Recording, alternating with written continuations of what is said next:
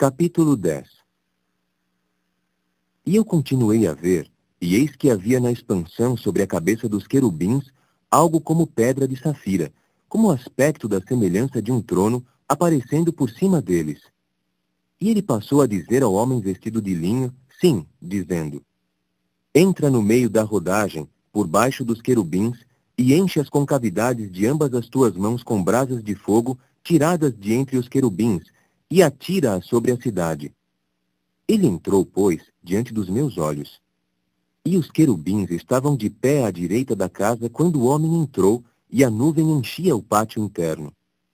E a glória de Jeová passou a elevar-se de cima dos querubins até ao limiar da casa, e a casa ficou aos poucos cheia da nuvem, e o próprio pátio estava cheio da claridade da glória de Jeová. E o próprio ruído das asas dos querubins fez-se ouvir no pátio externo, como o som de quando o Deus Todo-Poderoso fala. E aconteceu, quando ele ordenou ao homem vestido de linho, dizendo: Toma fogo de entre a rodagem, de entre os querubins, que ele passou a entrar e a ficar de pé ao lado da roda. O querubim estendeu então a sua mão de entre os querubins para o fogo que havia entre os querubins, e o carregou e pôs nas concavidades das mãos daquele que estava vestido de linho, que o tomou então e saiu. E viu-se que os querubins tinham debaixo das suas asas a representação da mão de um homem terreno. E continuei a ver, e eis que havia 4 rodas ao lado dos querubins, uma roda ao lado de um querubim e uma roda ao lado de outro querubim, e o aspecto das rodas era como o brilho de uma pedra de crisólito.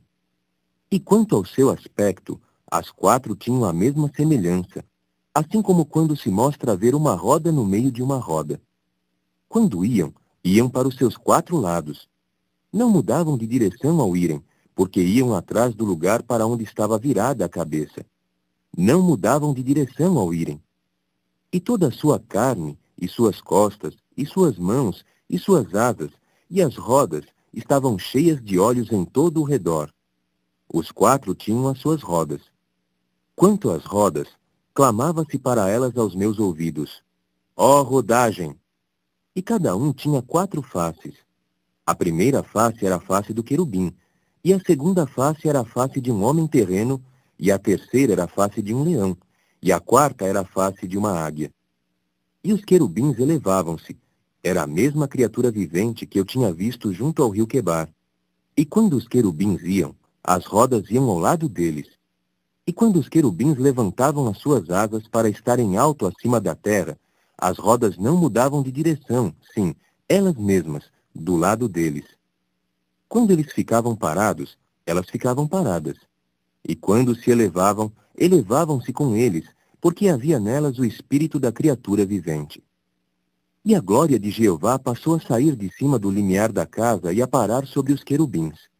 E os querubins levantaram então as suas asas e se elevaram da terra diante dos meus olhos.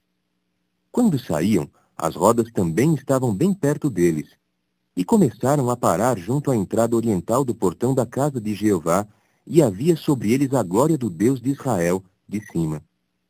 Esta é a criatura vivente que eu tinha visto debaixo do Deus de Israel junto ao rio Quebar, de modo que vinha saber que eram querubins. Quanto aos 4, cada um tinha 4 faces, e cada um tinha 4 asas, e sob as suas asas havia a semelhança das mãos de um homem terreno. E quanto à semelhança das suas faces, eram as faces cuja aparência eu tinha visto junto ao rio Quebar, eram as mesmas. Eles iam, cada um, diretamente para a frente.